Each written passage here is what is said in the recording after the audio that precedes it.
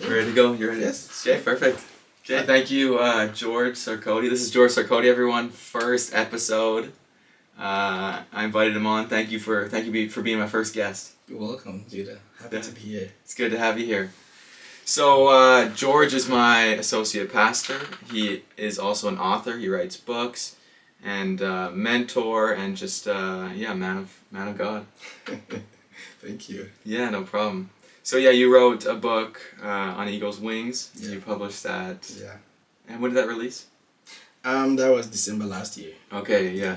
And then you just you're also an associate pastor. When did you become the associate pastor of Victory? Yeah, thank you. So I came on as a staff on April 1st, 2021. Okay. The date is really interesting because like April Fool's Day. Oh yeah. Who becomes a pastor on April Fool's Day? They're just pranking you. Exactly, but it happened to be true. So cool. Since April 1st, 2021, yeah, I have been executive pastor at Victory Church in Grand Prairie. Awesome. Yeah. You run a company called Meet Mentors. Yeah. And can you explain a little bit about that? Sure. So Meet Mentors is an educational organization that focuses on providing support for youth across Africa. Right. And the four areas we focus on are academic, career, leadership, and talents development. So since 2018, we've been serving a lot of young people across all of Africa in these areas. Yeah, that's awesome. Yeah, there's really need for mentorship in young people's lives, especially with maybe a fatherless upbringing or something like that. They just need that encouragement and development. Yeah. So how do you choose your mentors? Like, what qualities would you pick? Yeah. So like I said, we have the four key areas of our mentorship is academic, career, right, talent, and leadership. Right. So whoever comes on as a mentor should have a level of expertise in these areas. Right. So we look up for that. So how we choose them? First, when I began by inviting friends that I knew would be good in doing that. Right. Yeah. And so when they came on board, they also invited their friends to come on board. But over the years, because we are very active online, we've had people contacting us because they saw our programs and they felt it would be a place for them to also come and join. So cool. For now, I would say it is all of this together. Yeah. Yes. For instance, we had one lady who she was in Canada at the time. She's still in Canada actually, but she was referred to us by her professor at the University of Waterloo. Okay. She was then doing a PhD in physics and mathematics. Okay. And so one of her professors saw Meet Mentors online. Yeah. And the professor told her to connect with us and join us. So now she's one of our mentors. Wow. Cool. Yeah, so it's really cool how we get people. We get people from all over the place. How many mentors do you have now? So that's a tricky question to have because we have mentors who serve maybe for a year and then they go depending on their time. So we are very flexible on that. Yeah. So I wouldn't be able to put a number on that. We have a lot of them. Right. The good thing about Meet Mentors is that because most of our programs are virtual, we've got mentors from all over the place. Okay. North America, Canada, US, across Europe, across Africa, Australia, New Zealand. We've got mentors all over the place. Saudi Arabia. So distance is not a problem in joining us as a mentor. Yeah. Sure. So we day by day, we keep getting mentors coming in. Okay, yeah. Yeah. You were telling me just before this, you said you could go on stage in front of anybody. Yeah. How do you deal with your nerves before you're going up on stage? What do you say? I think it depends on what I'm going to talk about. Okay, yeah. Right. If it is about something I am passionate about, I have prepared, I know what I'm going to say, and of course as a pastor, I pray and prepare myself. Yeah. I can say I've got no nerves. Okay. To be honest. Wow. I'm excited. I just want to be there. That's awesome. To share what is in my heart. So, but if it's something that I'm not really good at, like, okay, have I prepared enough? Am I going to say it well? So, it depends on what I'm going to talk about. Yeah. No problem. But I would say over the years, you kind of learn to know that you are not looking for perfection. Right. Just produce excellence. Right. Which means use what you have to give the best you can give. And so that becomes the the underlying, motivation. Right. Yeah. Give what you can give to the best of your ability, and the rest, you can figure out later. For sure. Yeah. So yeah, talking about prayer, can you explain to me like the importance of prayer in your life or in anyone's life? Yeah, I think prayer. So importance of prayer. That's a big question. Yeah. Yeah. Because prayer serves so many different purposes in the life of a child of God. Mm-hmm. Right. For instance, prayer, of course, is the way we communicate with God. Right. And I heard several years ago that the soul of every relationship is communication. Right. So if we cease to communicate with our Father in heaven, it's like we are killing the soul of that relationship. Right. So it is the connection point between us and God. Right. Yes. That is the main thing. But even apart from that, or in addition to that, prayer serves so many purposes in our own life. For instance, prayer helps us to partner with God for His purposes in heaven for this earth to come down. Right. Jesus said in the Lord's Prayer, in the prayer He said, as it is in heaven, let it be done here on earth. And that comes through prayer. Yeah. So that is one of the purposes. If we don't pray, God can do all things, but it is a pleasure of God that He partners with us to do it. And so by prayer, we work with God to bring His purposes in heaven down here on earth. Yeah. That is one. Two, prayer is therapeutic. I always say that. Prayer is a therapy that it brings to people, because when we pray, the Bible says, do not be anxious for anything. Right. Anxiety is a big thing in our society now. Sure, yeah. But there's a solution there.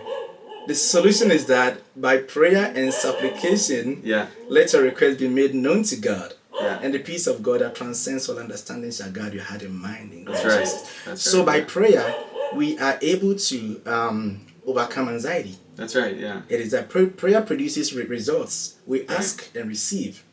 Prayer produces strength.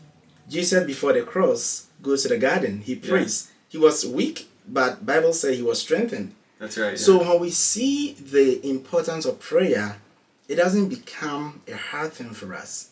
We know what prayer produces in our lives, and therefore we would be happy to pray. We'll be willing to pray. And I'm not saying it is easy, because life can be busy, right? But we also have to understand that you can pray to God anywhere. That's right, yeah. And if we get to know that, then we know we can communicate with our Father in any place. And I would add that prayer also comes in different forms, right? One of my spiritual fathers said, praying the same prayer all the time is not an effective way to pray.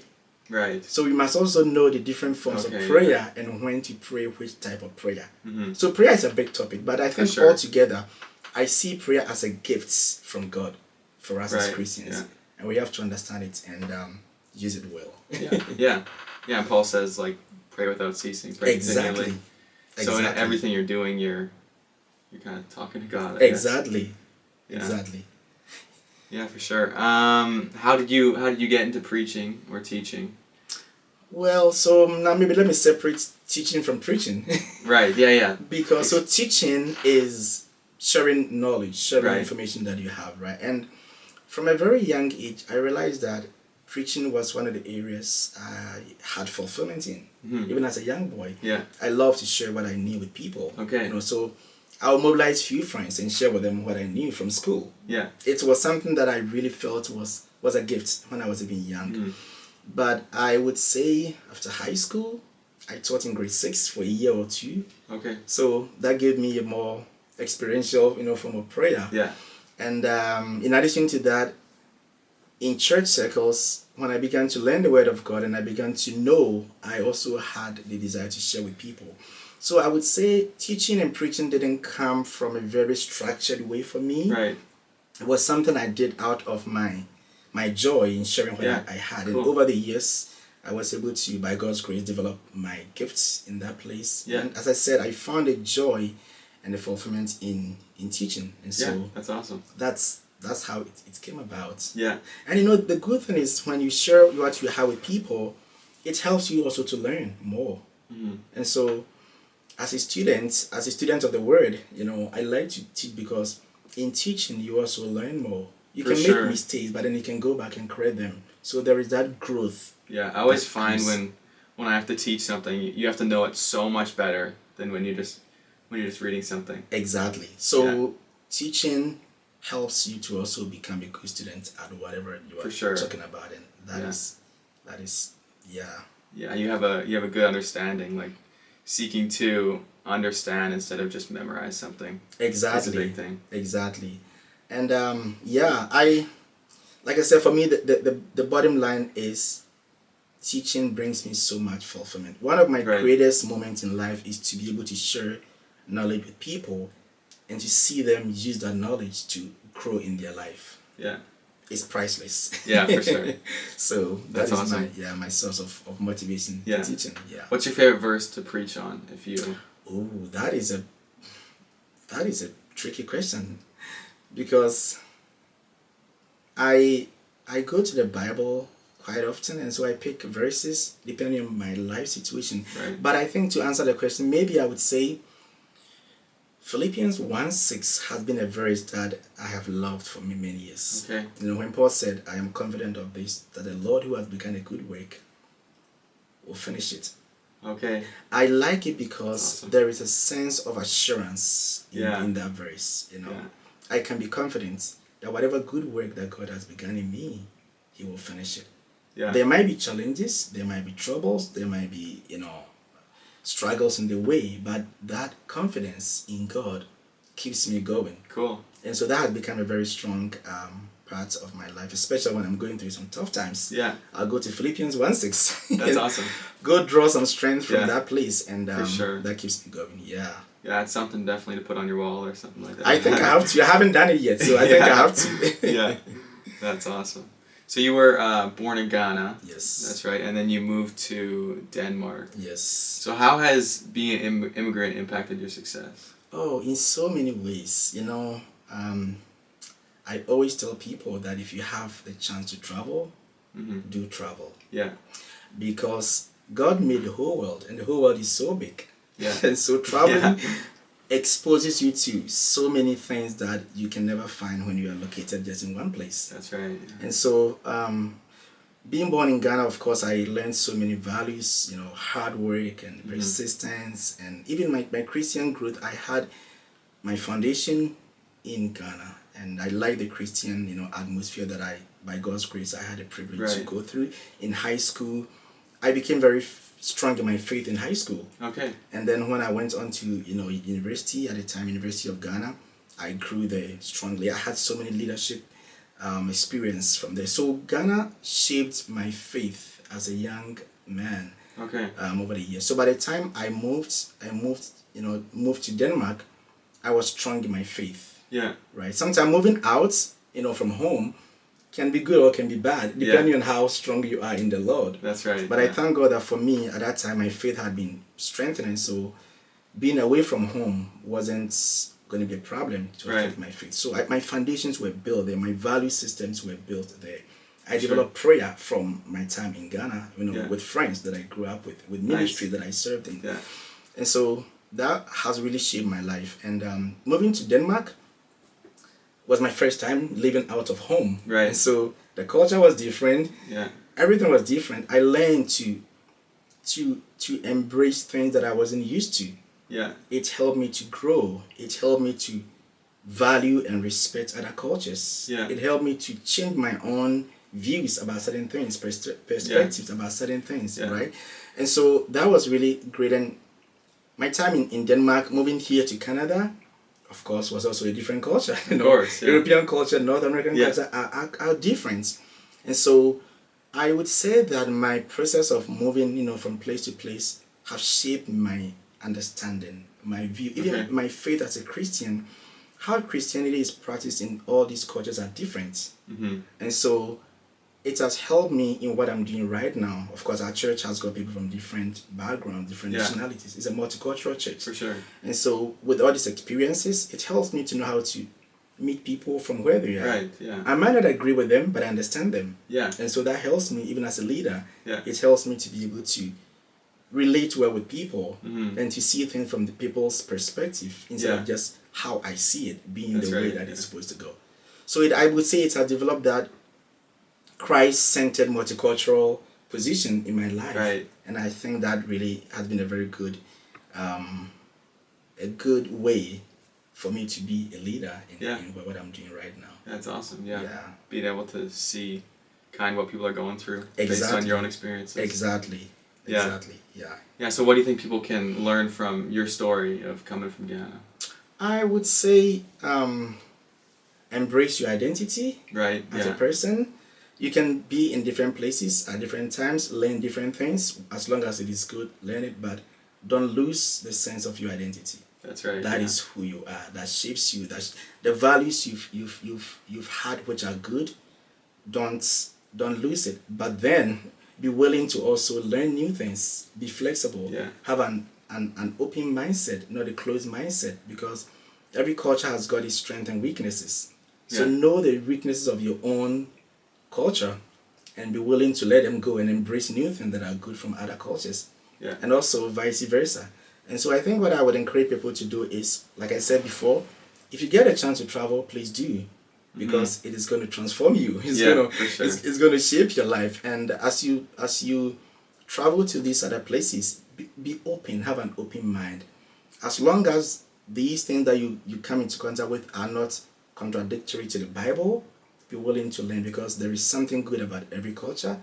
And as you travel, you can learn those things. So that's what I will encourage people to go. I believe, as I mentioned before, we came here. I believe the end time church is a global church. Right. And what I mean by that is, God is sending people from all over the world to all over the world. Yeah. And so everyone that goes to a place has got something to offer. And we must be, until we see those strengths, we will not be able to embrace those strengths. Yeah. And so churches should be open to that. Businesses are very much open to that. Yeah. But I think the church has got some work to do in that direction. So yeah. I think not just for the church I serve in, but the global church, because I'm thinking like globally. Yeah. Right. So I think that. Secondly, I think people should have a lifelong learning perspective. Things change in life. Learning is what helps us to keep in touch with the changes that are coming. And every generation has something to offer, right? Yeah. And so I think we should be open to learning from each other, whether from different cultures or different generations, and be willing to to grow. I've learned a lot from you. As a young man studying this, there's a lot I've learned from you, and so I think we should have an open mind to learn and That's right. embrace growth. And maybe the last thing I would say is, I'm learning to know that life is not very long. Yeah. Life is short. Okay. So whatever God has put on your heart to do it. Don't be afraid of failure. Yeah. It's an experience to learn. For sure. So embrace it and make a move and do it. Whatever you can do to support someone's growth, do it, because whatever God has given to you, one day we're going to give accounts to God. That's right. The giftings and the talents and all the privileges that we have, how are we using that to serve people? Of course, in a Christ-centered way. And so that is what has been a very strong motivation for me, even with Meet Mentors. Yeah. I live in Canada, but we're able to serve people with my team from all over the continent of Africa. Yeah. Our last program had 40 people from 13 different countries. I didn't travel to this country, but by God's grace, we can reach these people and serve them. That's so right, yeah. Just be willing to step out and not be afraid to fail. Yeah, so this podcast is called The Vision Pod. Do you have some strong visions for your Meet Mentors that you're willing to share? For sure. I believe I heard a quote just this past few days. I'm trying to recollect it, but I think it says something like, as long as you remain green, you are growing. Okay. As long as you remain green, you are growing. As long as you are ripe, you begin to rot. And so, we want to remain green as Meet Mentors, so that we can keep growing. And so, at this point, we have been serving a lot of people. We've been reaching a lot of young people. We've got a lot of testimonials. We're looking at growth. We're looking at sustainability, building structures and systems that can keep the organization going, so that we can get more mentors and get more mentees into our program as well. There is growth, there is potential, there is the need to serve a lot of young people across Africa. And who knows, maybe we might begin one in Canada at some point. And so we are willing to embrace growth and to see where God is going to take us to. But yes, I think at this point we're looking at building strong structures and systems to keep the organization going. Yeah, that's awesome. Yeah. Yeah. Yeah, that's a big thing. Building systems so you can replicate it. Exactly. Yeah, not relying so heavily on what you have in the first one. Exactly. Yeah. Exactly. Yeah, I like that. So, yeah, vision really does. It is a thing that wakes you up in the morning, ready to go, and it's an awesome thing for young men to have in the back of their mind. It's like their why they're doing what they're doing. Exactly. You see, the Bible says, lack of prophetic vision, the people perish. Okay. So where there is no vision, let me quote it well. Where there is no vision, the people perish. So it is for everyone, as a person, as a family, yeah, as a society, that's right, country, whatever. Vision is God given. Yeah. You know, recently I read a book, Vision Driven Leader. Okay. Very good book.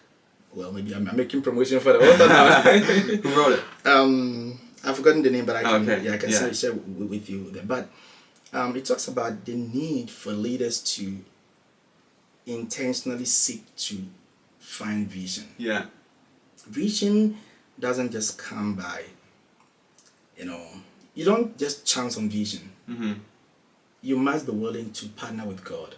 Yeah. For vision, because vision is from the heart of God. Mm-hmm. I believe God had a vision for the world. That's why He created the world. God didn't just show up and say, well, let me create a world and let me see what is going to happen. Right. He had a vision. He had a plan. Mm-hmm. He had a plan for the trees. He had a plan for whatever He created. And so for us as people in our own lives, and especially in organizations and whatever we do, I think vision is very, very important. And that's why when I you invited me, I was like, okay, Vision Pod, I like the name. Yeah. Because the name speaks to what you have, in your heart. And when you have a vision, it also helps you even to know or to see opportunities. Mm-hmm. I believe we walk by opportunities day in and out, but because there is no vision, we don't even see it.